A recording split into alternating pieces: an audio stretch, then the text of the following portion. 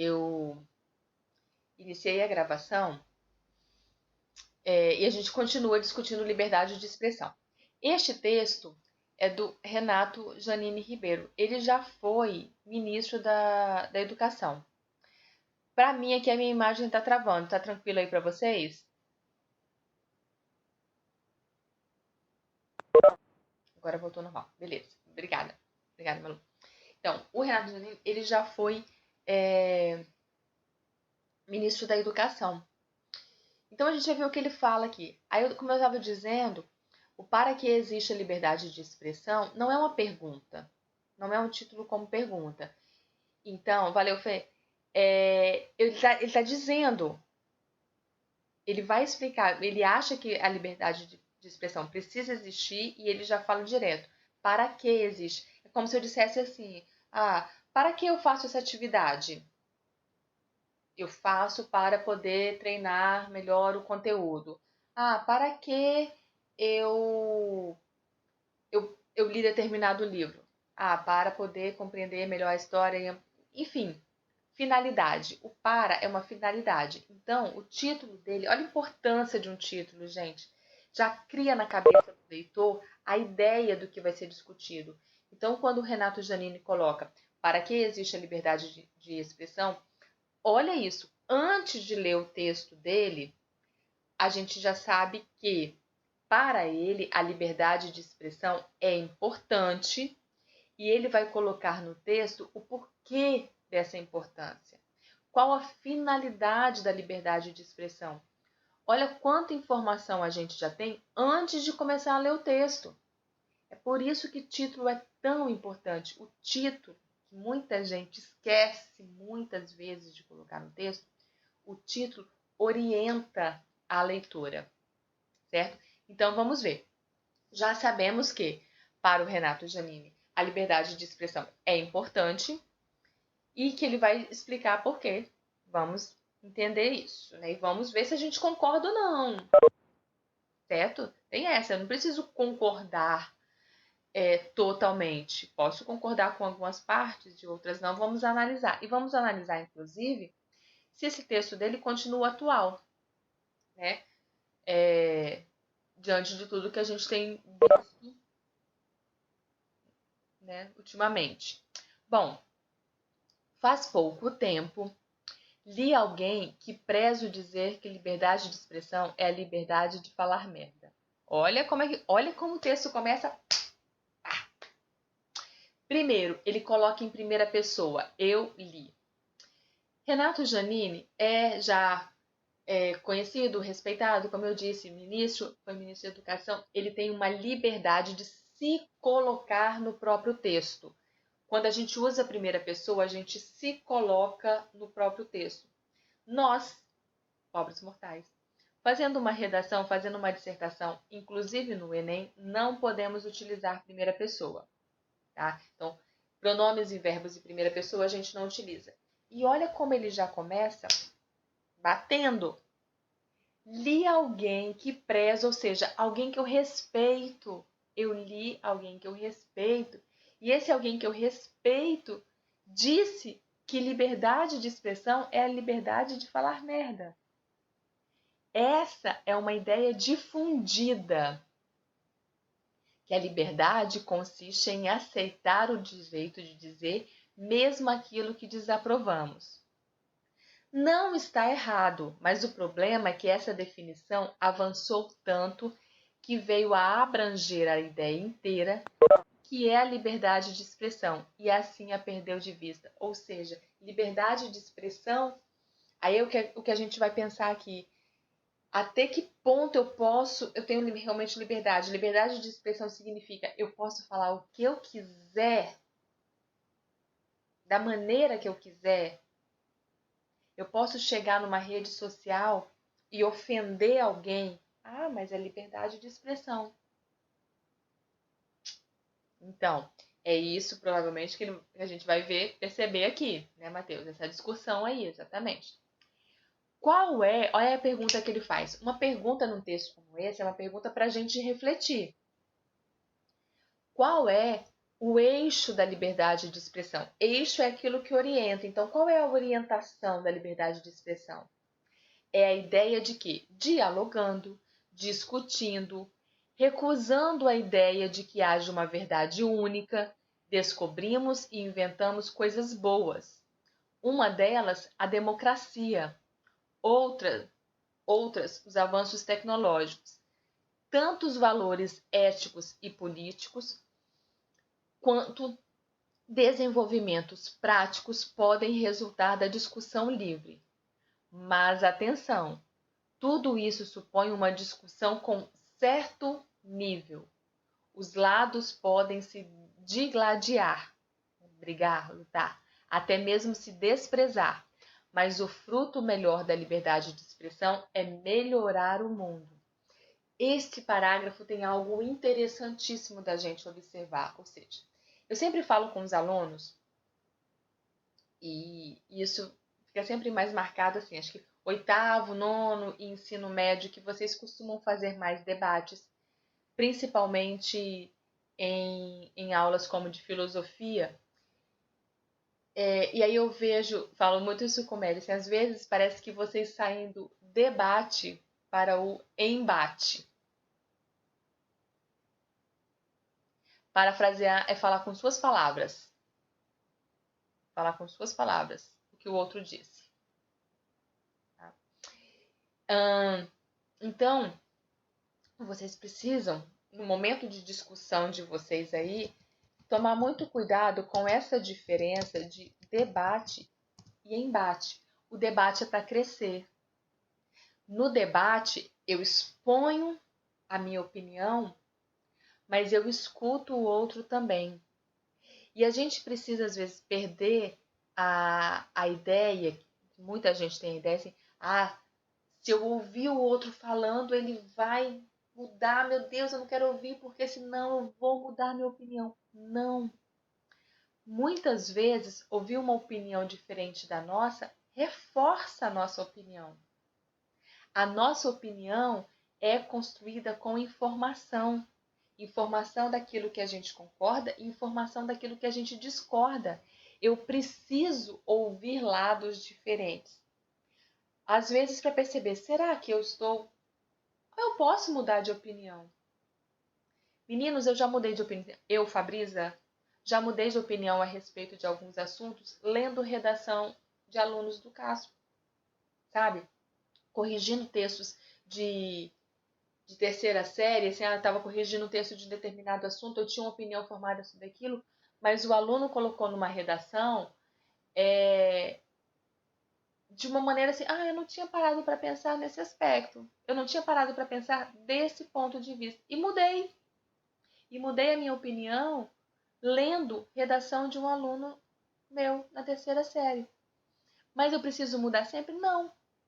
Às vezes eu leio e mudo a opinião, às vezes eu leio e reforço a minha opinião. Tá? Então, a liberdade de expressão é saber, antes de tudo, ouvir. Ouvir o que o outro tem a dizer. Tá? Vamos lá.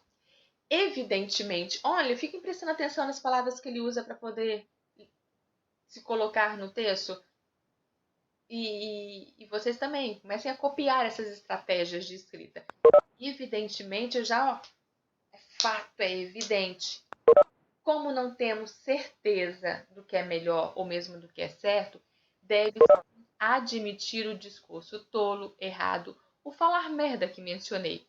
Mas admitir isso significa apenas reconhecer que nenhum de nós é dono da verdade. Não significa amparar como liberdade de expressão a incitação ao crime ou a pregação ao ódio. Então, não é liberdade de expressão. Assim é que democracias praticamente impecáveis punem como crimes práticas que no Brasil alguns justificam como liberdade de expressão. Volta e meia, leio algum colunista de jornal dizendo que você não pode tolher é cortar, tá? Ou limitar sequer a pregação de ódio, porque ela deve ser vencida no debate racional e público de ideias. Isso aqui eu vou comentar mais depois. Só que, enquanto estes colunistas pairam no universo platônico de ideias, quem sai vitorioso são os pregadores do ódio. Escrevo isso sobre o impacto da morte do menino de 13 anos diante de uma unidade da rede de fast food de Habib, São Paulo. Só que o que mais me choca não é só a sua morte, é a reação de muitos leitores de jornal dizendo que ele devia mesmo morrer, que seus pais são interesseiros, que agora querem ganhar uma grana de indenização, e etc. O que são esses comentários? São frequentes na esfera pública, senão a vitória acachapante do ódio sobre a compaixão, das paixões negativas sobre as positivas, da guerra civil, ainda que verbal, sobre a paz política. É uma guerra verbal que passa ao ato, quando, por exemplo, homossexuais são atacados ou mesmo assassinados. Vejam bem, nos Estados Unidos, muitos estados penalizam fortemente crimes de ódio, assim entendidos os que visam um grupo pelo que ele é, e não pelo que algum membro fez. Podem ser negros, judeus, homossexuais, mas é crime o discurso ou a ação contra eles. Inclusive, está uma discussão muito grande a respeito disso nos Estados Unidos neste momento. Vejam aí, está travando. Se for só o Caio, você dá uma saidinha e volta. Na França, alegar que não houve o massacre dos judeus é crime. Na Alemanha, a saudação nazista leva a pessoa direto para a cadeia. Isso aconteceu o ano passado, inclusive. Né? No começo de março, um juiz canadense que ofendeu uma moça estuprada, culpando-a pela violação que sofreu, foi destituído do cargo. E não são democracias mais sólidas que a nossa? Ou seja, o que ele quis dizer aqui? Que lugares, que alguns países que são conhecidos por terem uma democracia mais consolidada do que o Brasil, punem as pessoas. Ou seja, algumas pessoas poderiam alegar o seguinte: eu tenho liberdade de expressão, então a minha liberdade de expressão eu posso falar o que eu quiser. Eu posso fazer uma saudação nazista, isso é liberdade de expressão. E o que ele está mostrando é a liberdade de expressão, mesmo em países democráticos, ela tem um limite. Tá? A liberdade de expressão inclui, claro, o direito de falar bobagem, por exemplo, alegar que toda a física está errada e o mundo foi criado em 7 dias, tese que nenhum cientista cristão ou judeu sustenta. Mas não inclui pregar o ódio. Olha o que ele diz: você tem o direito de pensar diferente. As pessoas pensam diferente. Algumas pessoas acreditam na teoria da evolução, outras pessoas acreditam na teoria da criação. Você tem liberdade de expressão para acreditar nessas coisas diferentes. O que você não tem é a liberdade de você deve morrer porque você pensa diferente de mim. Isso que ele está condenando, tá?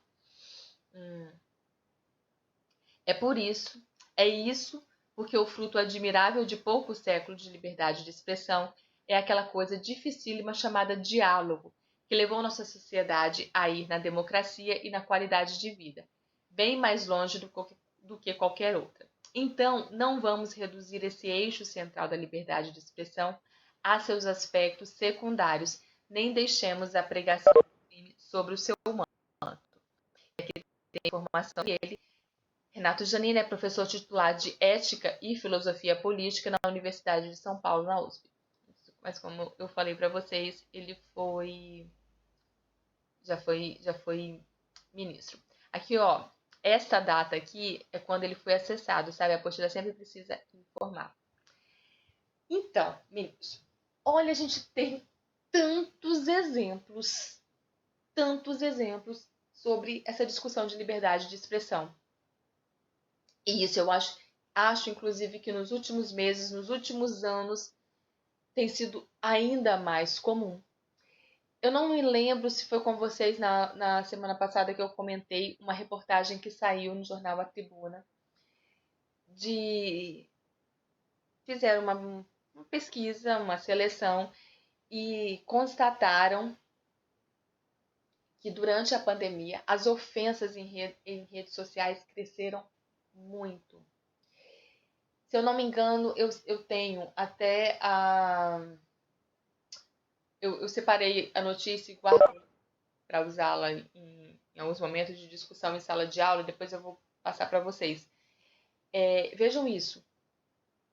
Olha que louco, assim, estamos todos vivendo uma situação terrível, né? O mundo inteiro vivendo a questão da pandemia, vivendo de maneiras diferentes, óbvio, mas todo mundo vivendo essa questão da pandemia, ou seja, todo mundo passando por algum tipo de dificuldade, algo, como eu falei, uns mais, outros menos. E nesse momento, que era justamente para as pessoas se unirem, para passarem por um momento difícil, as pessoas se atacam virtualmente, né? Virtualmente, já que a gente não está no presencial, os ataques são virtuais e com isso cresceu e muito, não me lembro agora a porcentagem, mas foi um número absurdo de pessoas que sofrem ataques e as ofensas cresceram em redes sociais. Esses comentários aqui a gente vê com frequência. Se você entra em um... Eu vou dar o exemplo do Instagram. Assim, eu não tenho o Twitter, eu sei que a coisa lá no Twitter é mais pesada ainda, né? Que os debates e os embates lá são mais pesados ainda. Mas eu sigo muitos jornais no Instagram e às vezes tem uma notícia e eu começo a ler os comentários. Gente, as pessoas se atacam muito, muito, muito, muito. Então, o que a gente tem que pensar é muito isso, assim, dos dois lados. Por exemplo, eu expondo a minha opinião, até que ponto vai a minha liberdade de expressão? Até que ponto vai a minha liberdade? O que eu posso falar? E de que forma eu posso falar? E o contrário, quando eu recebo, o que eu preciso ou não aceitar do outro? Porque também a gente não precisa aceitar ofensas. A gente não precisa aceitar agressões verbais. E não é... E ofensa não se combate com ofensa, né? Agressão verbal não se combate com agressão verbal. Não se combate. Então, este capítulo a gente tem que pensar muito isso. A liberdade de expressão a gente sempre vai discutir comparando com censura. Que é um assunto, inclusive, que de vez em quando voltam alguns questionamentos sobre a questão da censura no Brasil. Isso foi presente em um tempo, assim, de forma bem consistente. Era o caso, assim, as notícias para serem publicadas no jornal, elas passavam por um censor, uma pessoa iria ler. Olha a coisa como acontecia de maneira muito louca, gente. A pessoa iria ler o jornal, este censor, esse responsável, e ia julgar se aquilo estava de acordo ou não para ser publicado. Se ele achasse que não estava de acordo, aquilo era retirado. Simplesmente retirado. Então, era comum na época as pessoas pegarem o jornal e no meio das notícias, notícias de política, notícias de polícia, no meio das notícias, ter uma receita de bolo. Aí já sabiam, naquele lugar ali, a notícia que estava separada para entrar ali, ela foi censurada. Ela foi censurada. E aí no lugar colocaram a receita de bolo para não ficar o espaço vazio. Tem um documentário, eu não vou lembrar o nome agora. Péssimas com o nome, como eu falei, Matheus, antes sou péssima com o nome. Nome de personagem, nome de filme, nome de livro, sou péssima. Tem um documentário sobre essa época da ditadura e a questão da censura. E eles foram fazendo um jogo, nós, espectadores, vamos acompanhando. Um rapaz, ele é preso e ele passa por diversas sessões de tortura. E o documentário é um documentário... É uma obra de ficção que retrata, né? Então não chega a ser um documentário, não. E ele fica em diversos momentos. A gente vai acompanhando o rapaz preso e a mãe dele em casa fazendo um bolo. sabe, vai essa relação, o rapaz preso e a mãe em casa. Aí o rapaz sofre em várias sessões de tortura e acaba falecendo. Ele falece numa dessas sessões. E aí o jornalista escreve sobre a morte dele para colocar no jornal. Só que aí o censor não aprova. Não aprova porque ele morreu numa sessão de tortura, não vai pegar bem colocar isso no jornal. Aí tiram a notícia da morte desse rapaz e colocam no lugar uma receita de bolo. E aí a cena corta e passa a mãe dele em casa, a mãe desse rapaz que morreu, preparando um bolo, justamente com a receita que ela leu no jornal. Que ele vai tratando assim dos ciclos, né? Dos ciclos e das ironias do destino. Aquela senhora em casa preparando um bolo que ela viu a receita no jornal, mas aquela receita estava justamente no lugar que deveria anunciar a morte do filho dela, né? As coisas do destino. É bem interessante essa obra. Uma baita ironia. E aí o que acontece? Isso aconteceu no Brasil durante muito tempo. E de forma indireta, a gente sabe o que acontece hoje, tá? As questões, a gente discutiu, Arthur, quando a gente fala de liberdade de expressão, a gente acaba falando de coisas um pouco pesadas. Infelizmente, gente, é muito difícil hoje a gente falar de liberdade de expressão sem citar casos de violência física, inclusive, né? Sem citar casos de violência física. Que louco, né? Louco, parece que a humanidade vai se desenvolvendo tanto em umas áreas, né? Olha como a gente se desenvolveu, nós estamos aqui, tantas pessoas, né? Somos 48 pessoas aqui na sala, cada uma num lugar, né? Cada uma num lugar e juntos. E ao mesmo tempo em que a humanidade desenvolve tudo isso, ela parece que regride em relação ao convívio com outro ser humano, né? E aí é tão difícil hoje discutir liberdade de expressão sem falar de algum caso de violência, sem falar. Reparem se tem tido muitos casos nos Estados Unidos, algumas manifestações bem violentas a respeito disso nos últimos dias, últimos meses, inclusive, em outros lugares também.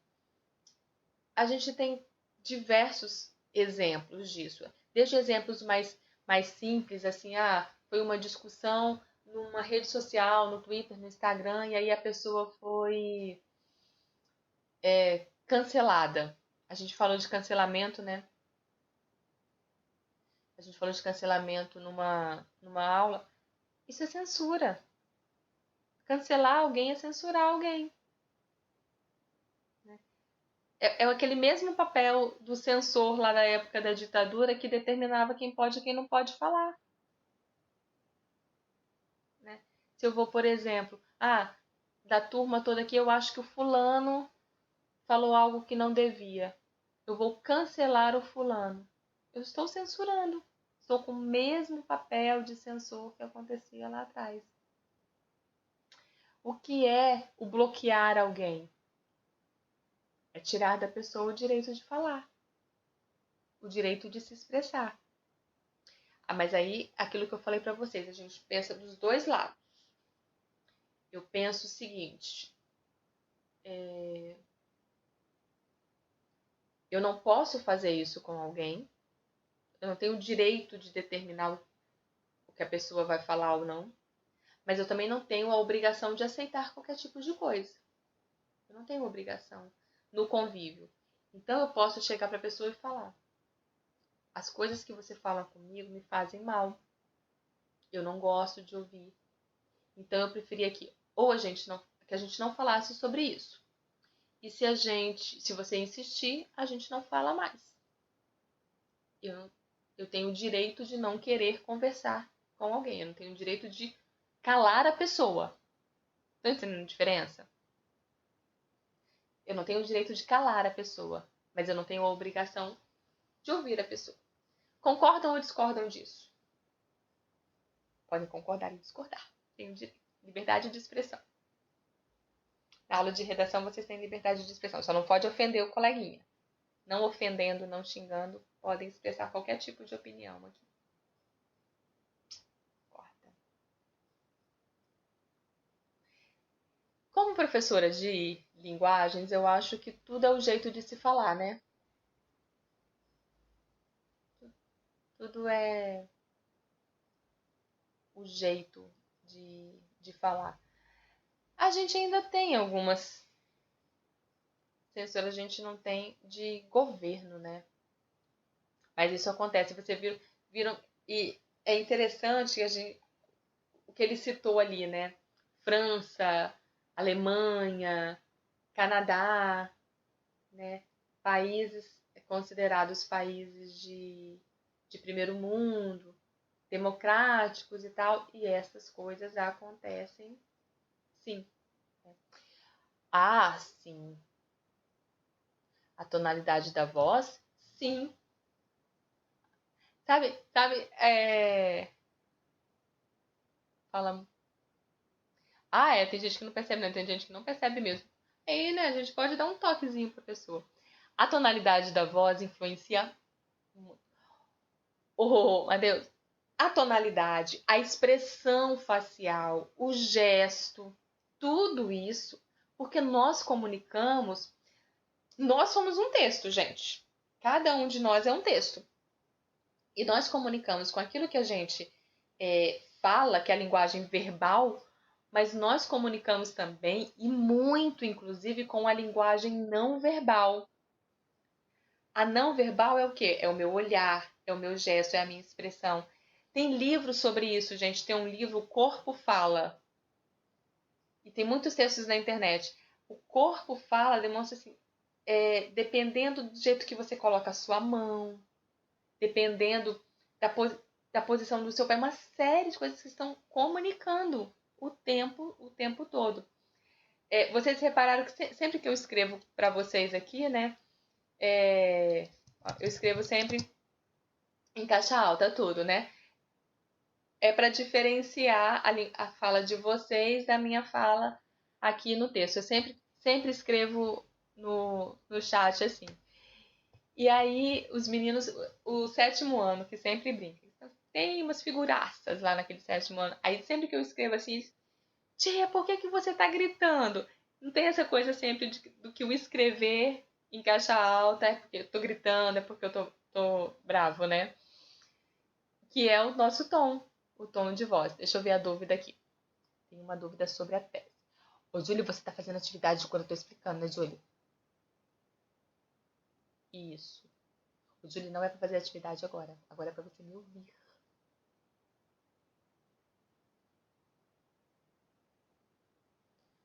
Tá, vou explicar, peraí. Ah, também tento. Tem gente arrumando. Não, peraí, Júlio, que eu vou explicar. Ah, tá. Tudo bem então, Júlio. Perdoado. Ó, a tese é o seguinte. Vamos ela perguntar, gente. Tese. O que é tese? Tese é o que você está defendendo no seu texto. É o seu ponto de vista. É a sua opinião. Normalmente aparece no primeiro parágrafo, porque de cara ele precisa dizer o que ele vai defender. Quando vem informações contrárias, não é que ele contradiz a tese, é que às vezes, para defender a minha tese, eu cito o contrário, mas para justificar o meu ponto de vista, entendeu? Então, tese é aquilo que eu estou defendendo no texto todo.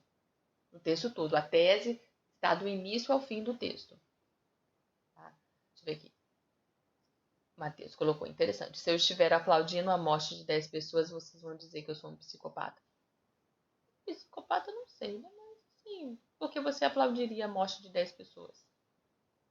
10 minutos. Entendeu, Juliana? Beleza. Hum, o... Isso é muito complicado. As pessoas que morreram eram traficantes. Hum, Então, o aplaudir, Matheus, eu vou ter que te falar não como professor, né? Vou ter que te falar como pessoa, né? Isso é bem complicado. Como traficante, ele precisa pagar. Isso, como traficante, ele deveria pagar. Aplaudir, eu não sei se é uma boa. Eu fico sempre pensando isso quando esses jornais que passam e ficam passando o corpo da pessoa morta. Aquela pessoa tem uma família. Aquele traficante tem um pai e uma mãe. Que para ele não vai ser interessante ver as pessoas aplaudindo a morte do filho dele, mesmo que seja um filho que pode ter provocado mal a outras pessoas, mas o pai e a mãe, eles não tiveram culpa disso, sabe? Então, ele é filho. Eu acho sempre muito complicado, sabe? Tem sim que se pagar pelo crime, pelo crime. Não discuto isso, não discuto. Mas aplaudir a morte de alguém, eu acho complicado. Acho bem complicado.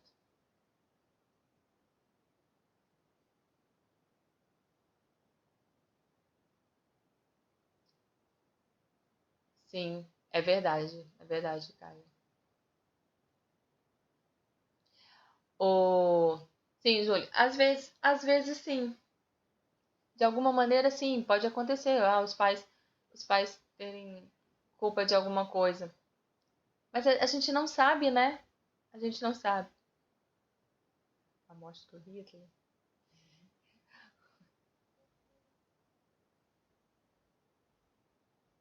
Não, entendi o que você quis dizer. Entendi, Júlia. É, mas assim, a gente não tem como saber, né? Então,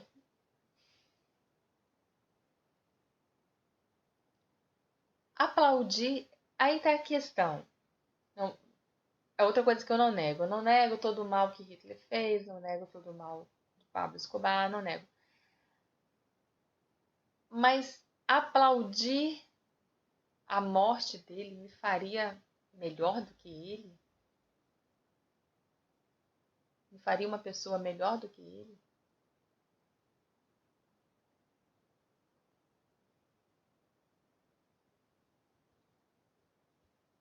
Verdade. Tem coisas que a gente não pode discutir. Tem coisas que não adianta discutir. Coisas que não adianta. Ele deve ser por. A gente tem leis, né? Eu acho que a questão toda, assim, se as leis fossem cumpridas, já não precisaria de mais nada, né?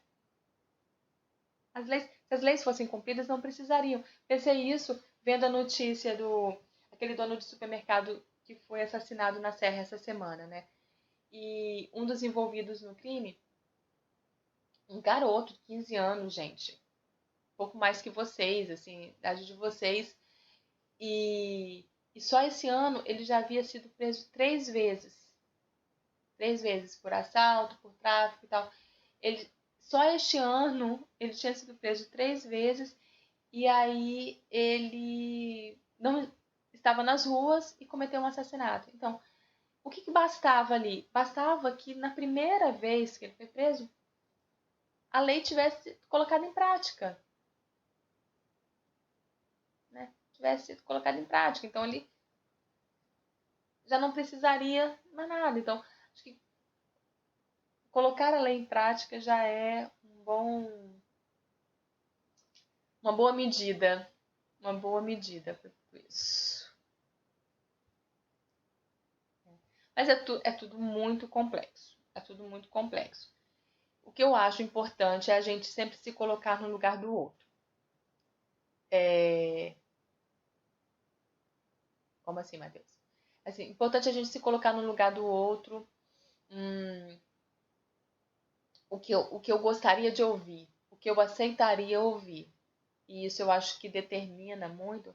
Tá travado? Voltou. Isso determina muito o que eu vou falar, tá?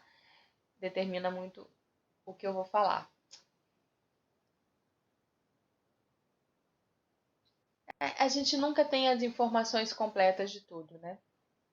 A gente nunca sabe tudo de, de tudo. Então, por isso que é difícil expor. Aí vem uma parte importante de todo o texto de opinião. Me informar o máximo possível. Me informar o máximo possível para formar a minha opinião. Conhecer. Conhecer é fundamental. Se a gente não conhece uma situação, se a gente não conhece uma realidade, a gente não tem como julgar. Esses deveres são bem complexos, bem filosóficos, né? Não é à toa que Platão tá aí. Mas eles são bem assim mesmo, Júlia. Ó, tá vendo Platão aí do ladinho?